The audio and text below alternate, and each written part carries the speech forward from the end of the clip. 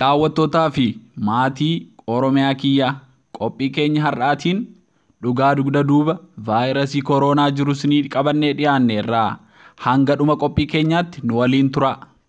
Raajii fiilmii Kontaajiyen kan bara 2011 akka lakkoobsa Awurooppaa maxxanfamee ba'e waa'ee kooroonaa.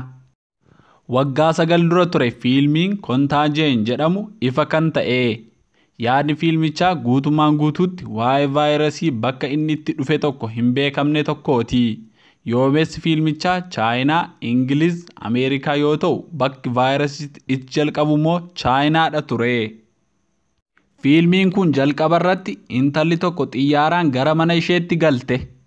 Baay'ee rommuudhaan hoomacha afaan isheetiin baasuudhaan duuti. Kana agarsiisuudhaan ture kan fiilmichi jalqabu. Boodarra akka ibsutti vaayirasiin kun nama booyyee qalee nama nyaachisu tokkorraa akka itti darbe ni agarra. Vaayirasichi achirraa ka'ee akka daddarbaa deeme ni agarra. Kaayyoon kun inni guddaan fiilmiin kun akkamiin waa'ee vaayirasii amma jiru kanaa akka nutti himaa agarsiisudha. Gara sanatti haa deemnu. Fiilmicha irratti vaayirasichi Chaayinaatti akka jalqabe ni argama. Jalqabni COVID-19 Chaayinaa akka ta'e hubadhaa. Fiilmicha irratti mallattooleen vaayirasichaa qufaasisuu, haxxifachiisuu fi ho'ina qaamaa akka ta'e ni argama. Mallattoolee COVID-19 akkasuma hubachuun ni danda'ama. Fiilmicha irratti meeshaa namni vaayirasii kanaan qabame tokko tuqe yoo namni addaa biraa tuqe vaayirasichaan akka qabamu ni argama. Haala daddarbiinsa COVID-19 hubadhaa. Fiilmicha irratti vaayirasichi qaamolee hargansuu akka miidhu ni argama. Kaayyoon COVID-19s hubadhaa. Fiilmicha irratti vaayirasichi seelota riseeptarii kanneen qaamolee hargansuu irra jiran waliin akka furtuutti akka itti galuu fi yookiin qabatu ni argama. Amala COVID-19 hubadhaa. Fiilmicha irratti taateen Chaayinootaan bakka bu'uun taphatu tokko vaayirasichi akka namoota Ameerikaatiin hojjetamee fi Chaayinaan fayyaa addunyaas baree akka dhokse osoo inni haasa'uu ni argama. Amma immoo ija Chaayinaan ittiin Ameerikaa ilaalaa jirtu hubadhaa.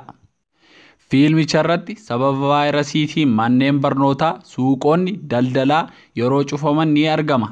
Yeroo kana sababa COVIDtiin wantoota ta'aa jiran ilaalaa. Fiilmicha irratti yeroo vaayirasichi argame sanatti daayirektarri olaanaa dhaabbata fayyaa addunyaa yookiin World WHO gurraacha akka ture ni argama. Ammas daayirektarri olaanaa World WHO eenyu akka ta'e hubadhaa. Gurraacha keessaayyuu Itoophiyaawidha. Dr. Tedros Adhanom.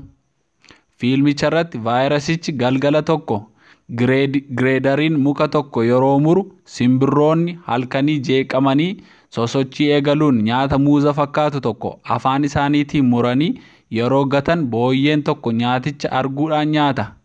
Booyyeen kun immoo namicha Chaayinaa isa nyaata booyyee dalagu sanaan qabamee nyaataaf qophaa'a. Yeroo inni nyaaticha qopheessaa jirutti intalli yeroo jalqabaaf miidhamaa taatu sun deemtee namicha yeroo nagaa gaafattu vaayirasichi akka ka'e ni argama.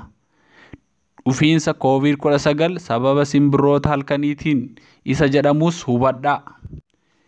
Fiilmicha irratti vaayirasicha ofirraa ittisuuf fala jedhamee kan taa'e harka dhiqachuu, harka wal fuudhuu dhiisuu, fuula of qaqqabuu dhiisuu fi adda of baasuudha ture. COVID-19 irraa ittisuufis fala jedhamanii kan nutti himamaa hubadhaa.